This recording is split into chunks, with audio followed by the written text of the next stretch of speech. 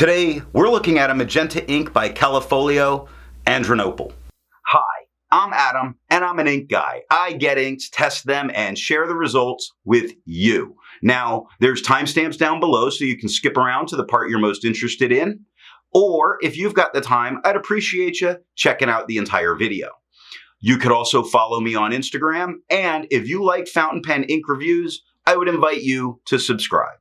In order to make sure I have a range of experience with this ink, I do the writing samples. I then put the ink into this Nimicine Fission with a broad nib, wrote with it for a day, and used it to take the notes for this video. In order to have some standardization while looking at writing samples, I always use Clairfontaine, Tomoe River, and Rhodia paper, although there are additional writing samples that occur much later in the video. Now, let's look at the writing sample. I picked this ink up in sample form, and to make sure I keep my writing samples consistent, I use a Jinhao 159 with a Goulet 1.1 stub, a Jinhao X450 with a Goulet medium, and a Jinhao X750 with a Goulet extra fine. Let's take a look at the Clairfontaine. No bleeding, no ghosting. The 1.1 has no feather, spread, halo sheen, and no shade. The extra fine is quite a bit lighter than the stub with no feather, spread, halo sheen, and plenty of very nice shading spots. Like the K is much darker, the word the is much darker, the Y in lazy much lighter, X in fox much darker. So we get some much darker, much lighter letters, 7 seconds to dry. Now medium is much darker than the extra fine, about the same tone as the stub, with no feather, spread, halo sheen, and no shade, 11 seconds to dry. Scrubby of the extra fine shows us some color variation, and we get some. The medium shows us none, and we got none. Tomoe River. No bleeding, normal Tomoe River ghosting. The 1.1 has no feather, spread, halo sheen, and no shade. The extra fine is quite a bit lighter than the stub, with no feather, spread, halo sheen, or shade. 13 seconds to dry. The medium is much darker than the extra fine, same tone as the stub, with no feather, spread, halo sheen, or shade, 18 seconds to dry. The scrubby for both show us no color variation, and we didn't get any. Rhodia, no bleeding, no ghosting. The 1.1 has no feather, spread, halo sheen, and no shade. Now the extra fine has no feather, spread, halo sheen, but it does bring shading again. Brown starts much darker, gets much lighter. Fox starts dark, gets medium, gets dark again. The is a very dark word. Lazy starts very dark and gets much lighter. Same thing with dog. Much darker to much lighter. And 8 seconds to dry. Now the medium is much darker than the extra fine, same tone as the stub, with no feather, spread, halo sheen, and no shade, 11 seconds to dry. The scrubby for both show us almost no color variation, although the extra fine did have some. I agree with Vita that we learn a lot when we do multiple chromatographies. The one on the left is done the way it's supposed to be done. I put a line of ink down and immediately put it in the water for 10 to 15 seconds. And it fled immediately away all the way up the page. We've got some red and we've got some magenta tones up there. 2 different tones for sure. The one on the right I let dry for 10 minutes before I dunk it into water.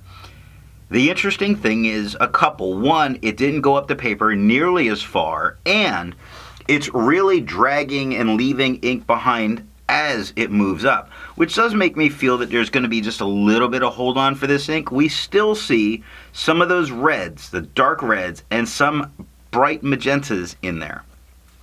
Resistance tests are done to see how well this ink can be expected to perform on the page, and more importantly, how hard it might be to clean from your pen.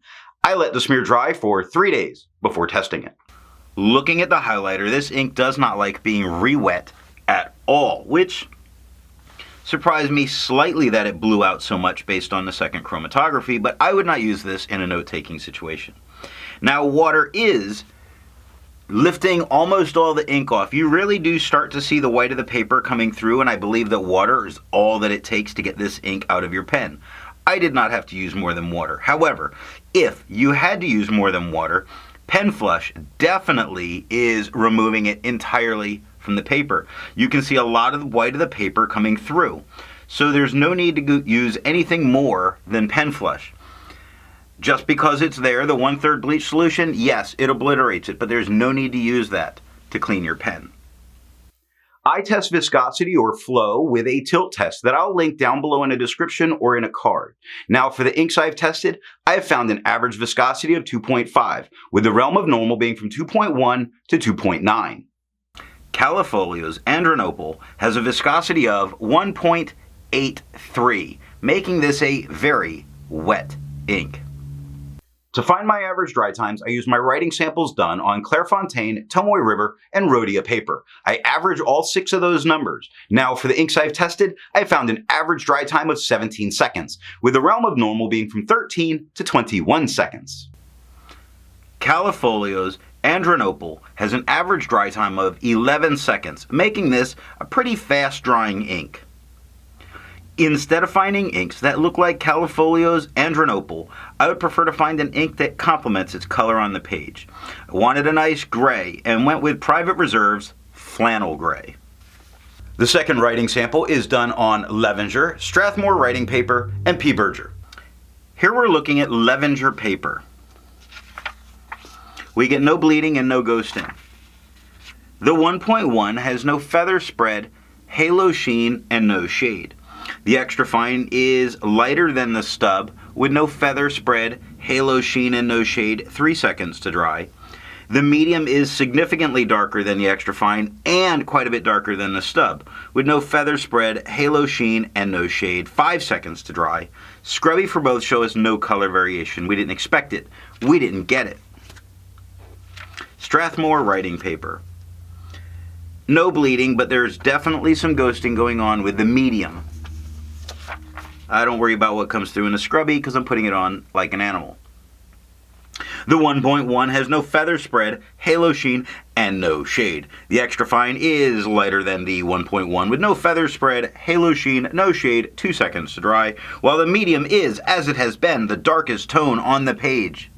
With no feather spread, halo sheen, and no shade, 4 seconds to dry. Scrubby for both show us no color variation. We didn't expect it, and we didn't get it. Last up, P. Berger, French ruled. It's a student grade paper. It has a lot of bleeding. It has a lot of showing through. It does not touch the page underneath. So it's not ruining your underneath paper. You just can't use the back, but the back's not ruled anyway. So there. Quit complaining about writing on the back of the paper. It's not ruled. The 1.1 has no feather spread. The 1.1 has feathering all over it. It has no spread. It's funny because it starts at the L of the second L of Callifolio and goes all the way through to the end of the name. The first Cal, fine. After that, lots of feathering. And then on Andrinople, there's a constant little finger poking out from the ink. But it's not horrible, really. No spread, halo, sheen, or shade. The extra fine is quite a bit lighter than the stub, with no feather spread, halo, sheen, and no shade, 2 seconds to dry. The medium is the same tone as the stub. It does have feathering all over. It actually is feathering really bad in this line, feathering really bad here, but it's not feathering bad here in the writing. So here, but not here. It hurts here, but not here. No, so I don't know if something happened with the paper. Was I rubbing my hands all? I don't know. But there's a lot of feathering here. It's gross, it's blurry, it's a problem. No spread, halo, sheen, no shade, 4 seconds to dry. Scrubby for both show us no color variation. We didn't expect any, and we didn't get any. And that is all that I have for the writing sample.